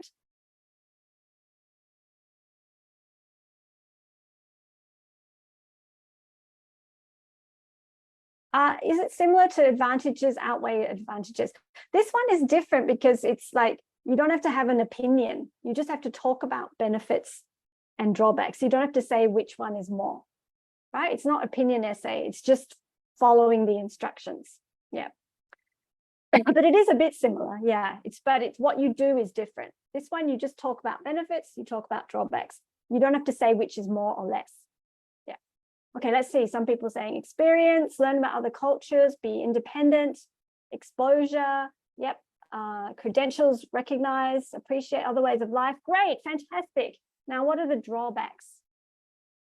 Well, it could be some of the drawbacks. These are all very, very good. Excellent. What are some of the drawbacks? Homesick, expensive, yes. Anything else? So when it's an essay like this, where it's talk about benefits, talk about drawbacks, you need to have an equal number of both. Culture shock, yes, exactly. Okay, so here's some that I have similar to you. Exposure, independence, networking, then culture shock, discrimination sometimes. And I thought of distractions, like, you know, you go over to a new country, woohoo, time to party.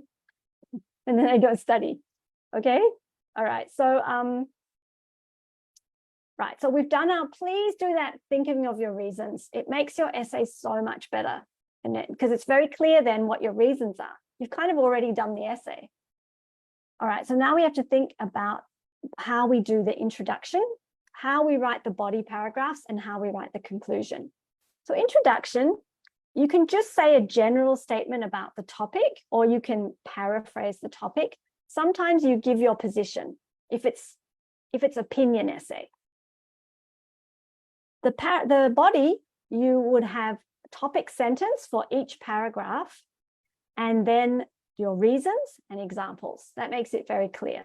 Then conclusion, we just kind of summarize all the points.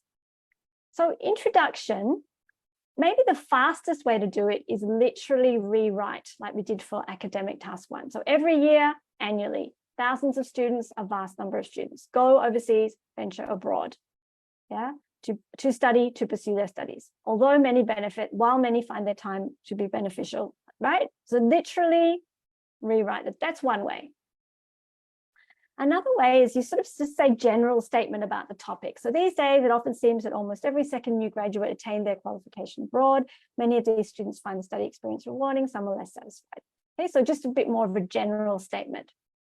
Now, body, each paragraph you say what the paragraph is about, topic sentence, then you give your reasons and examples. Okay, so remember our brainstorm. So the first one was that you get exposed to new cultures. So studying abroad offers students a number of benefits. This is the topic sentence, says what the paragraph is about. Firstly, using a linking word for my first reason. It facilitates exposure to new and diverse cultures. Students can immerse themselves in the lifestyle and traditions of their host country, and they also have the opportunity to discover new worldviews and cultural practices. So that's, instead of saying, for example, you don't always have to say, for example, you can just expand, explain what you mean. Okay, so that's my first reason. So now another reason, in addition, using a linking word, being alone in an unfamiliar place. And see, I've put my reasons into 2 different paragraphs because I felt that it was long enough. In addition, being alone in an unfamiliar place and having to solve issues of day-to-day living can foster a strong sense of resilience and independence. That was my second reason, independence. And now I have an example. For example, negotiating rent, transport, and food will teach a young person valuable life skills. Okay, then I could have a third reason if I need more words, but I've just got 2 here. So now I need to consider the drawbacks, right? Conversely, there can be several drawbacks to venturing abroad to study. Topic sentence, that's what the paragraph's about. One of these could be the confronting sense of culture shock. That was my first brainstorm. That may arise if a student relocates to a place with very different values. And then an example, for example, if a young person has grown up in a conservative environment, studying in a liberal cosmopolitan city may be jarring and negatively impact their ability to study. Further to this, a dynamic environment in a foreign location might lead to a range of distractions. So that's my second reason. Nightlife, other young people, relative anonymity. So that's explaining what I mean. Okay, and then the conclusion, opting to complete tertiary studies abroad can offer increased exposure to other cultures and opportunities to develop a great sense of independence. However, it can also lead to culture shock and may be too distracting. Each person needs to consider their own temperament and circumstances for making this life-changing choice. Yeah, just kind of summarizing the points again. Okay, so I hope you've got like a better idea about how to tackle the essay, like how to analyze the topic, then work out the structure, then brainstorm, and then what goes in each paragraph. Yeah.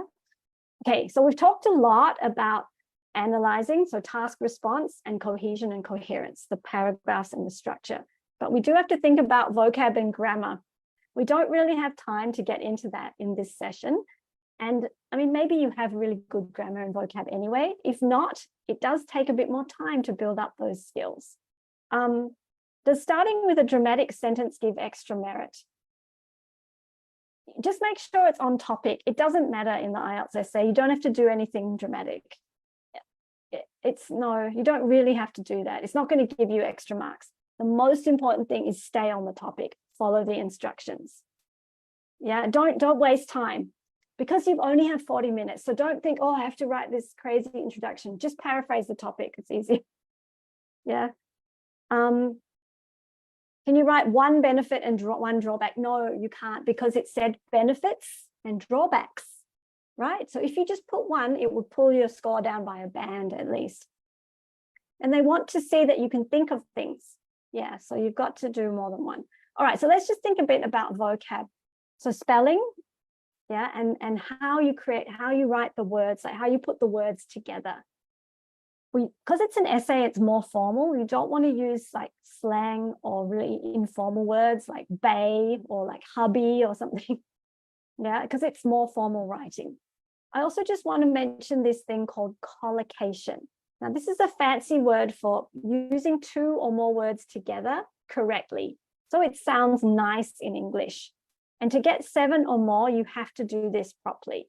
So we'll come back to that essay that we looked at earlier that got band 7. So for the vocab, it couldn't get higher than 7 because there are quite a few spelling mistakes. See, believe.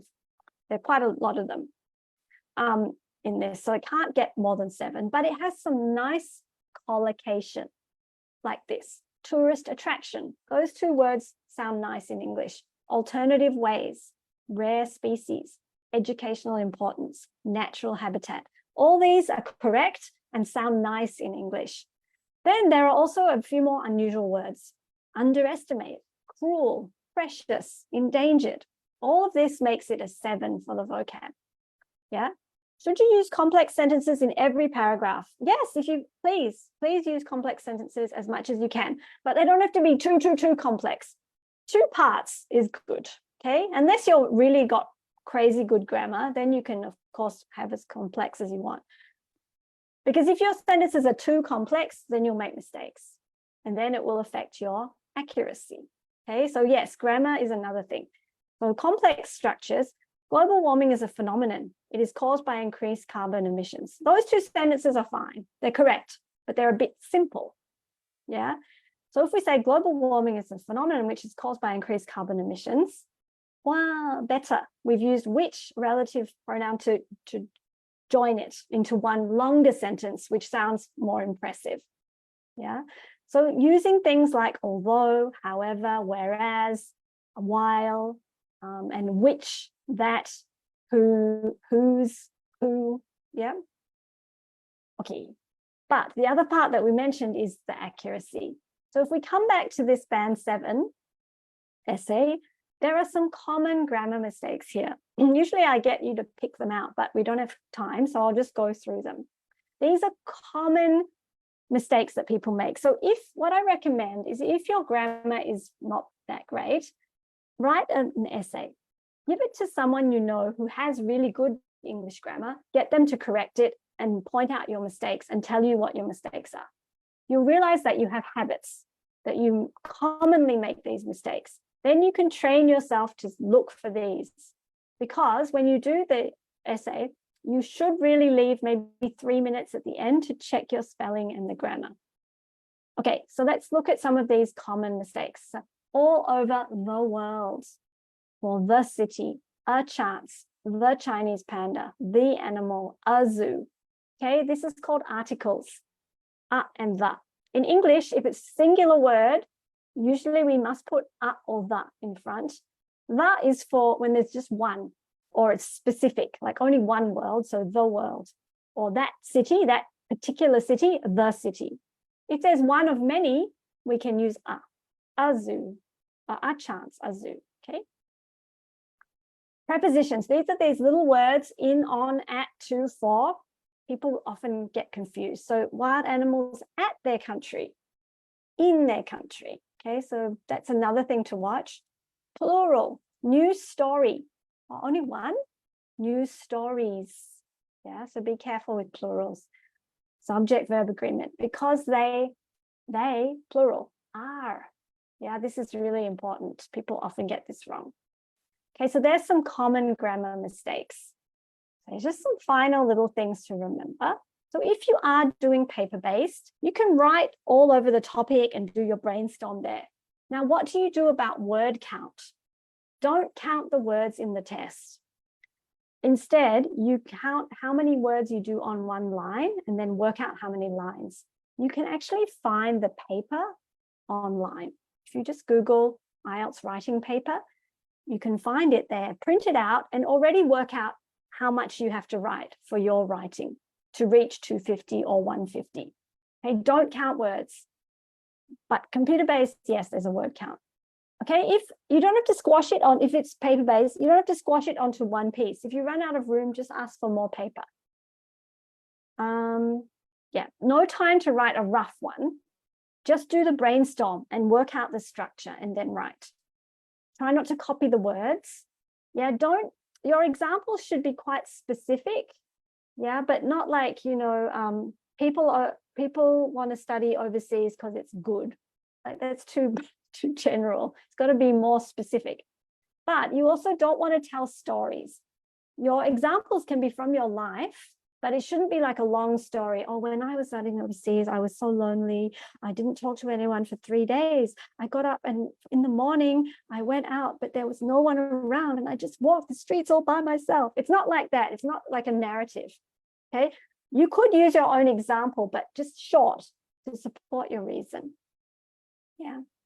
Okay. So just a checklist. Remember that when we analyze, look at the topic and look at your instructions. Make sure you do it properly. Think about your structure. How are you going to do your paragraphs? What linking words you're going to use? Spelling and a range of vocab. Complex sentences. Make careful with your full stops, commas, and all of those things. Okay, just some overall tips. Essay is worth 66%. And so you want to spend all 40 minutes. Okay, spend more time. Analyze the question like we've been doing. Think about what you have to do and brainstorm. Think about your paragraphs, range of vocab and grammar. Yeah, so analyzing the task, linking words to make it flow. Do not put bullets or notes. You will lose marks. Must write full sentences and checking at the end. Yeah. So when you register to do IELTS with IDP, you get access to this IELTS Essentials. They have a lot of practice materials. They have practice tests. They have a blog. They have Facebook page. They have YouTube. So you get access to quite a lot of that when you register with IDP. Hey, so good. So we're a little bit over. We were supposed to finish 5 minutes ago, but we've still got lots of time for questions. So this is great. There are a few questions I missed here. So let me just look through the chat. Sentences. Can you give example of using a semicolon? Okay, so semicolon, both sides have to make sense, like have to stand on their own. So give an example. Okay, using a semicolon, you use a semicolon instead of using and. Yeah. So where you might use and to link two sentences, you can use a semicolon instead. But the sentences have to kind of be connected. They have to be related to each other. But don't feel like you have to use semicolons if you don't know how to use them. It doesn't matter. You just use full stops and commas. It's fine. Which is better, using advanced lexical resource, but not naturally flow the topic of repeated words, but it suits. Okay, so this is one of those questions with two bad choices. So ideally, you will use really good vocab, and it won't be repeating the words in the topic. Yeah, ideally. But it's not one or the other. It's always balancing range and accuracy. Yeah, so of course, if the topic's about animals, you're going to have to use the word animals quite a few times. But see if sometimes you can say creatures or, you know, what else? Fauna or whatever, you know, sometimes. But of course, you're going to have to use it animals sometimes. It's okay. Is there a thesaurus in the computer? Yeah, we wish. There's no. It's a great question. You have to use your brain thesaurus. Okay, so hang on, I'm just going to stop share. So how do you know you've hit the word count in paper base? What I suggest you do is work out how many words you do on one line and then calculate how many lines you need to write. Add a couple of extra lines to be safe. Don't count the words in the test. It's wasting your time. Can you give personal examples? Yes, you can, but just don't give long stories. You know, like you could say when I was studying overseas, I had to budget and I had to really be very careful with my finances because I had to cover many things. That's fine, but don't give a long story. Yeah. Apologies. I know this question isn't quite related. Okay, I'm not going to answer that. The rest of the staff can answer that. A correct semicolon gives more credit in IELTS. I don't think you can say that because they're not about looking at semicolon. Semicolon is a more complicated form of punctuation. So sure, if you can use it correctly, of course, that's great. But it's not like I use a semicolon, so I'm going to get 7. It's like when they look at the grammar, they're looking at everything. So you can't say that. Laptop or desktop for computer? I think it's a desktop usually. Yeah, that's a good question. Does it matter if you rewrite with a hyphen? That's okay. Hyphenating is like quite flexible. Oh, so your examples, they don't have to be like factually correct, but don't do something ridiculous. But your examples, you don't have to. Yeah, your examples don't have to be so specific, and you don't have to give statistics or anything like that. Is it rare for people to get 7? No, 7 is good. But it's not so simple for people to get 7. You have to work at it. Yeah, but it's not impossible at all. If you don't reach 250 with the words, it's hard to get a high score because you don't have enough content. Yeah, so that's why they say that. A question mark, you can use rhetorical question if you want to, yes. Okay, I think we need to move on to our questions, like our live questions. Yeah. Yep, okay. Thank you so much, Jacqueline. Sure. Yep. So yeah, for those who want to ask the question live, just raise your hand and we will allow you to unmute your mic. And while we are waiting for them, Jackie, we have one interesting question from the Q&A box. Yeah, just all right. I saw one hand just now. Just please raise your hand. I'll get back to you guys. So can we use template word in IELTS? Like there are many template writing in the internet, or it can affect our band score if we use that. I don't know. I mean, those templates, yeah. The problem is with using a template, you can, of course you can, but the problem is if the examiner can tell if the language changes a lot. So the template is like really good, complex grammar and vocab. And then after that, the next bit, when you give your example and everything, it's suddenly like really not very good. When there's a huge contrast like that, the examiner knows straight away, oh, they're using a template. So it might help you a little bit, but it's not going to really, you probably can't get a 7 doing that. Yeah. But I mean, a template can be good because it can give you a good structure, you know, but it would be better to sort of understand why the template is like that and try to learn about why the sentences are structured like that, and then kind of develop your own way of doing it.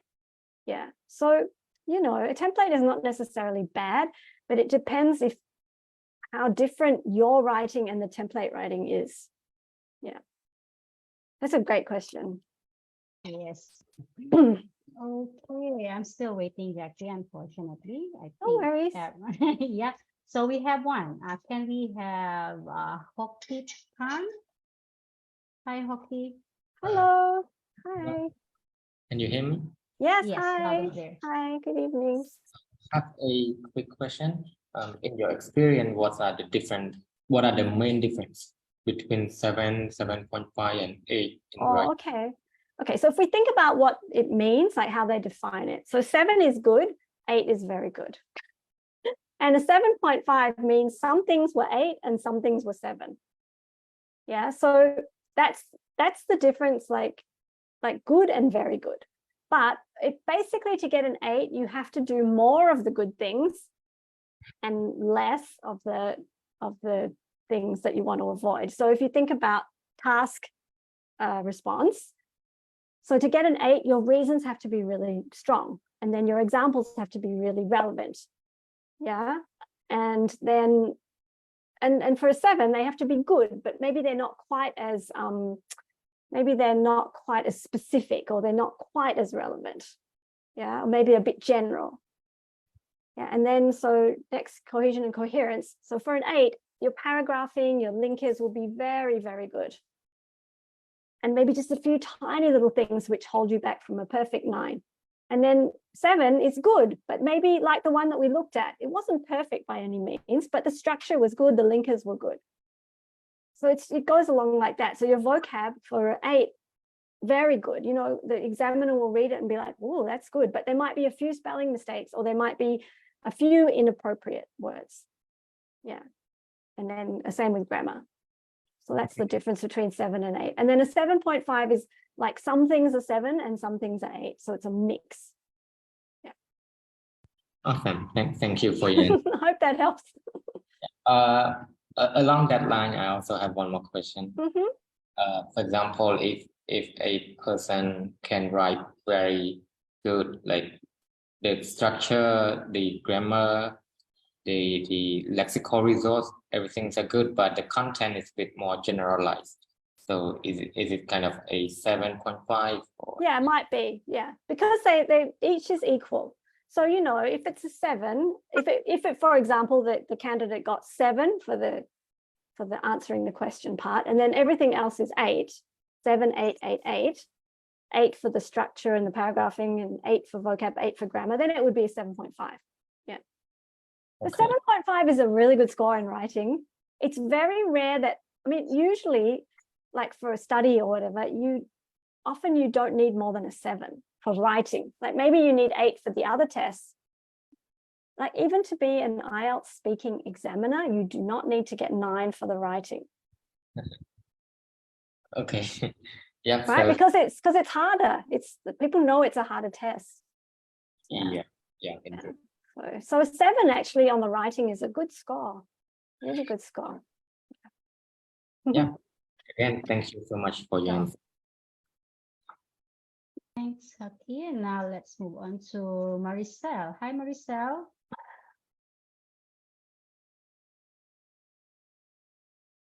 Hi, Maricel. Please unmute your mic. All right. But we can't hear you. Hi, Maricel. I'm sorry, Marisol, but we can't hear you. Maybe you may want to type in your question instead. And then let's move to Edison first. Hi, Edison.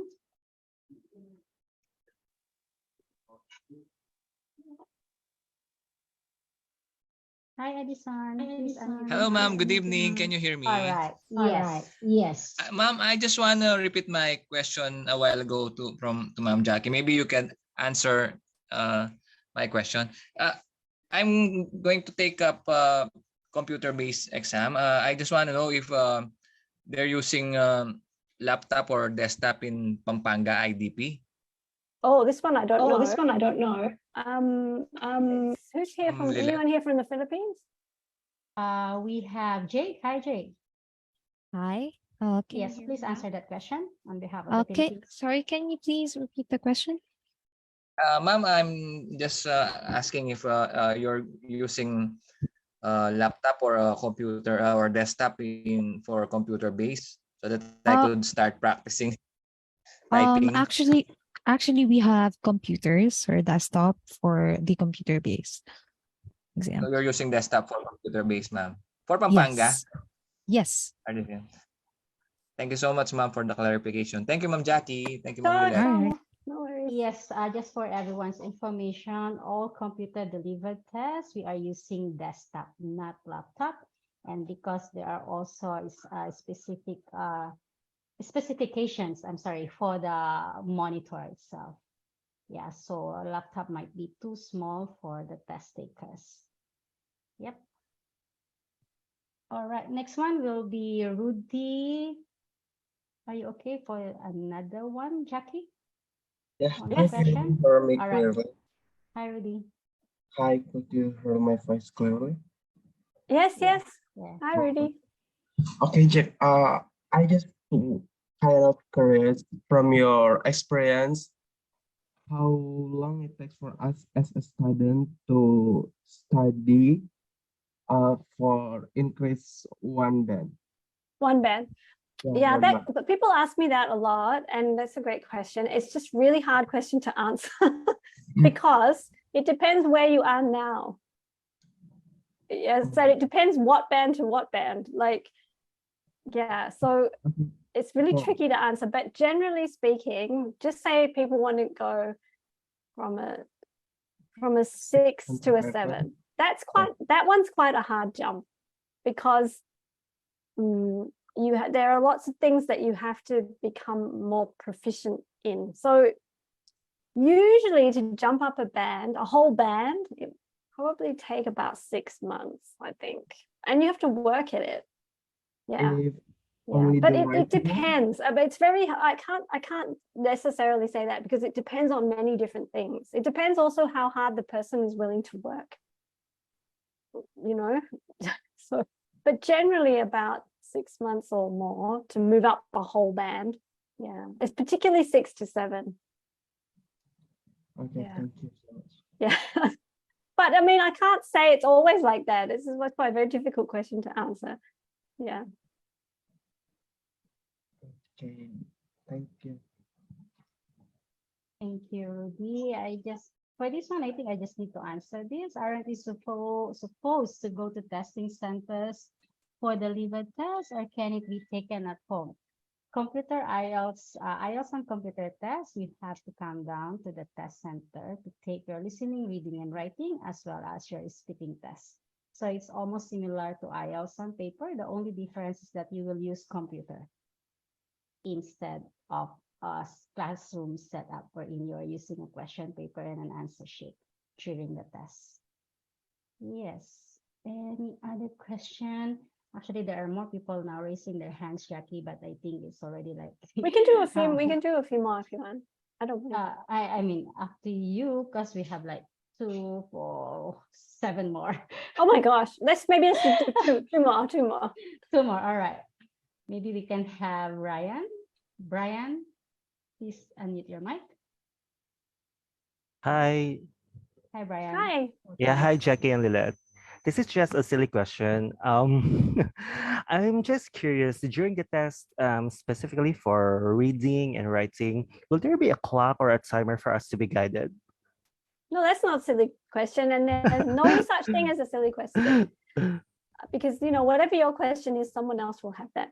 Yes. Okay. So yes. So if you do computer delivered, there will be a clock on your computer.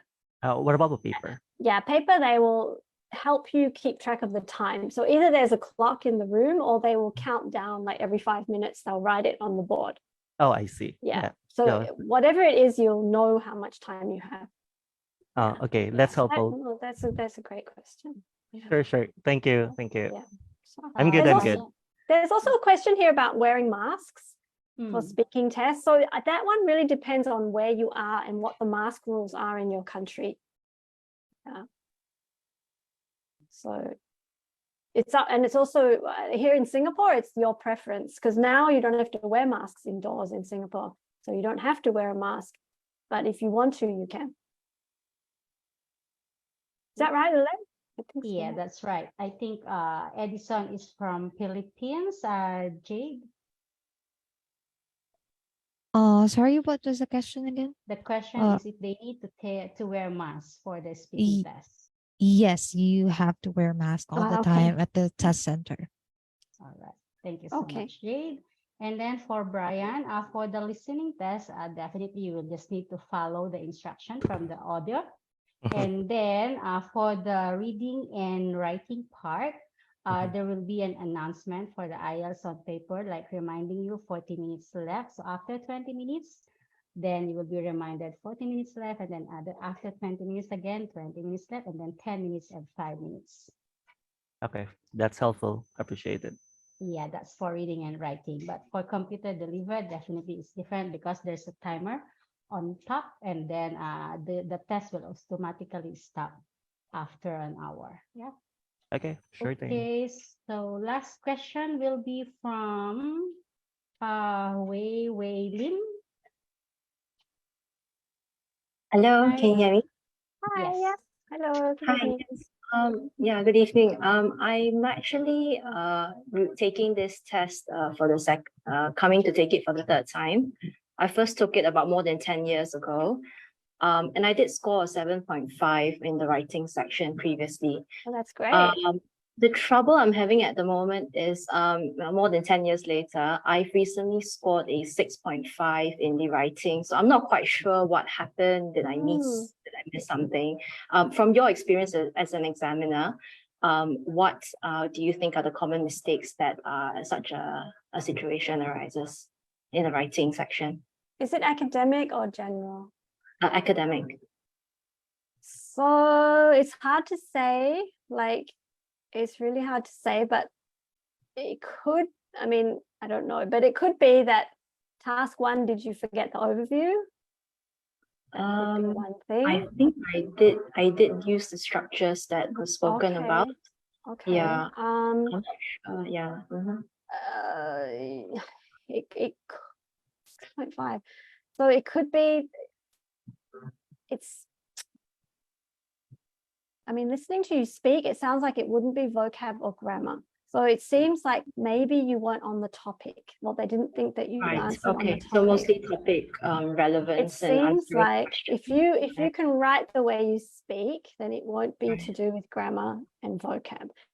Was it paragraphing? Did you forget paragraphs? Did you write it was a question. I had my introduction and conclusion, as well as the body, the two paragraphs in between. Okay, so maybe I don't know. If you feel that it wasn't accurately marked, you can have it remarked, Yeah, I did request for it, and they did. It came out the same. Okay, so maybe it's to do with how you answered the question. They felt it wasn't on topic, perhaps. All right. Okay then.